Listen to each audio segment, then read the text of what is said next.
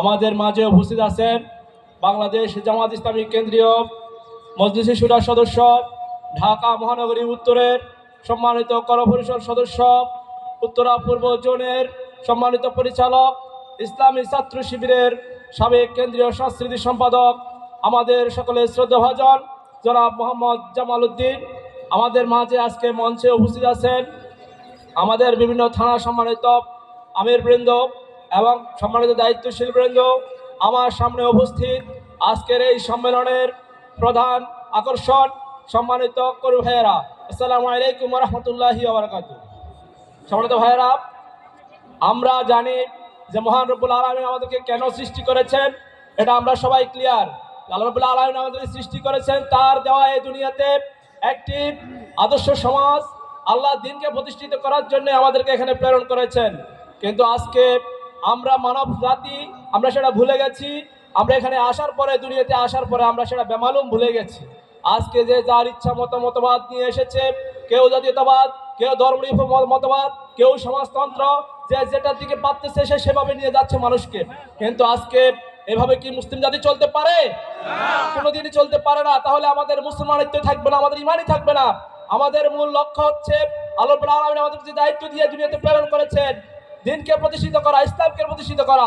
আজকে আমরা ভুলে যাওয়ার কারণে, আজকে আমরা কোরআন হাদিস থেকে দূরে সরে যাওয়ার কারণেই আজকে যে যেভাবে বুঝাচ্ছে আমরা সেদিকে চলে যাচ্ছি। এটা কি কোনো মুসলমানের কাজ হতে পারে? পারে না। সম্মানিত ভাইয়েরা, আমরা দেখতে পাচ্ছি আমাদের মাঝে আরেকটি মিছিল আমাদের মাঝে প্রবেশ করতেছে। আমরা তাদেরকে স্বাগত জানাই।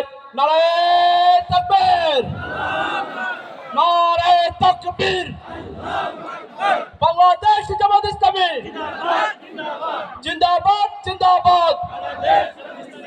সংগ্রামী উপস্থিতি, আমি যে বিষয়টি বলতে চাচ্ছি, আজকে আমরা যারা মুসলমান বলে দাবি করছি, আমাদের মূল দায়িত্ব হলো আল্লাহর জমিনে আল্লাহর দিনকে প্রতিষ্ঠিত করা।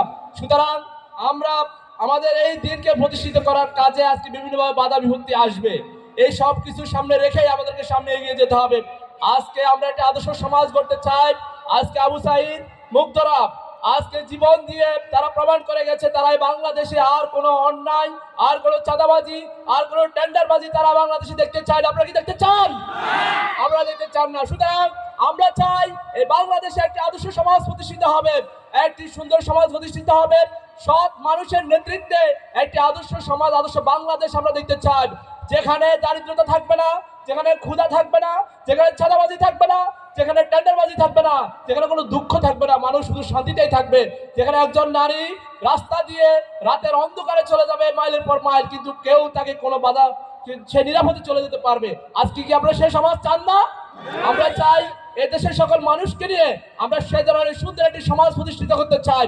সেজন্য আমাদেরকে আরো আত্মপ্রত্যয়ী হতে হবে, আরো সাহসী হতে হবে। সাহসী ভূমিকা নিয়ে এই সমাজের প্রত্যেকটি নির্বাচন, প্রত্যেকটি কাজে আমাদেরকে এগিয়ে যেতে হবে। প্রত্যেকটি মানুষের কাজে কাজে মানুষের সহযোগিতায় আমরা যেন এগিয়ে যেতে পারি। আল্লাহ রাব্বুল আলামিন আমাদের সে তৌফিক দান করুন। এই কথা বলে আমার কথা এখানে শেষ করছি। আসসালামু আলাইকুম ওয়া রাহমাতুল্লাহ।